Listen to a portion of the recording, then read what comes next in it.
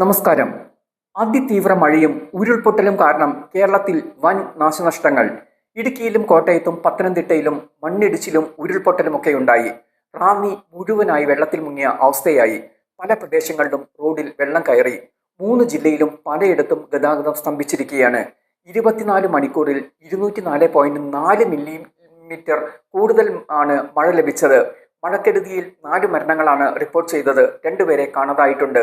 കൊട്ടാരക്കര ദിണ്ടിഗൽ ദേശീയപാതയിലും മണ്ണിടിഞ്ഞ് ഗതാഗതം സ്തംഭിച്ചിട്ടുണ്ട്. വെള്ളിയാഴ്ച വൈകിട്ട് മുതൽ മലയോര മേഖലകളിൽ ശക്തമായ മഴയാണ്. ഇടുക്കിയിലും കോട്ടയത്തുമാണ് മരണമുണ്ടായത്. കോട്ടയം ജില്ലയുടെ കിഴക്കൻ പ്രദേശങ്ങളിൽ ഉരുൾപൊട്ടൽ ശക്തമാണ്. മണിമല, മീനച്ചിൽ, പമ്പ നദികൾ കരകവിഞ്ഞു. റാന്നി, മണിമല, ഈരാറ്റുപേട്ട, പാലാ പ്രദേശങ്ങളിൽ പ്രധാന റോഡുകൾ ഉൾപ്പെടെ വെള്ളത്തിൽ മുങ്ങി. തൊടുപുഴയ്ക്കടുത്ത് കുടയത്തൂർ അടൂർ മലയിലുണ്ടായ ഉരുൾപൊട്ടലിൽ ഒരു സ്ത്രീ മരിച്ചു. രവിനാരായണന്റെ ഭാര്യ സുമതിയാണ് മരിച്ചത്. മകൻ രതീഷിനെ പരിക്കുകളോടെ നാട്ടുകാർ രക്ഷപ്പെടുത്തി. പൂഞ്ഞാർ പയ്യാനിത്തോട്ടം മണപ്പാട്ട് ജോണിയുടെ ഭാര്യ റെജീനയും മകൻ ജോസഫും മരിച്ചു. ജോസഫിന്റെ മൃതദേഹം മണ്ണിനടിയിൽ നിന്നാണ് കണ്ടെടുത്തത്. റെജീനയുടെ മൃതദേഹം പിന്നീട് തകർന്ന വീടിനടിയിൽ നിന്നും കണ്ടെടുക്കുകയായിരുന്നു. ഇവർ 2 പേരാണ് ഈ സമയത്ത് വീട്ടിലുണ്ടായിരുന്നത്.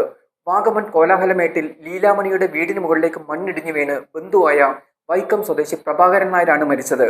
കനത്ത മഴയെ തുടർന്ന് കേരളത്തിലെ 9 ജില്ലകളിലെ വിദ്യാഭ്യാസ സ്ഥാപനങ്ങൾക്ക് അവധി പ്രഖ്യാപിച്ചിട്ടുണ്ട്. ഇടുക്കി, കോട്ടയം, പത്തനംതിട്ട, ആലപ്പുഴ, വയനാട്, മലപ്പുറം, പാലക്കാട്, കോഴിക്കോട്, കണ്ണൂർ ജില്ലകളിലാണ് അവധി. മഴ കനക്കുന്ന സാഹചര്യത്തിൽ കൂടുതൽ ജില്ലകളിൽ റെഡ് അലർട്ട് പ്രഖ്യാപിച്ചിട്ടുണ്ട്. ഇടുക്കി, തൃശൂർ, മലപ്പുറം, കോഴിക്കോട്, പത്തനംതിട്ട, കോട്ടയം, വയനാട്, കണ്ണൂർ, കാസർഗോഡ് ജില്ലകൾക്കാണ് റെഡ് അലർട്ട് നൽകിയിരിക്കുന്നത്. ഇന്ന് എല്ലാ ജില്ലകൾക്കും റെഡ്, ഓറഞ്ച് അലർട്ടുകളുണ്ട്. പമ്പ, അച്ചൻകോവിൽ, മൂവാറ്റുപുഴ, കല്ലട, മീനച്ചിൽ, മണിമല നദികളിൽ ഇറങ്ങാനോ നദി മുറിച്ചു കിടക്കാനോ പാടില്ലെന്ന് അധികൃതർ മുന്നറിയിപ്പ് നൽകിയിട്ടുണ്ട്. ഈ തീരങ്ങളിൽ താമസിക്കുന്നവർക്ക് ജാഗ്രതാ നിർദ്ദേശവും നൽകിയിട്ടുണ്ട്.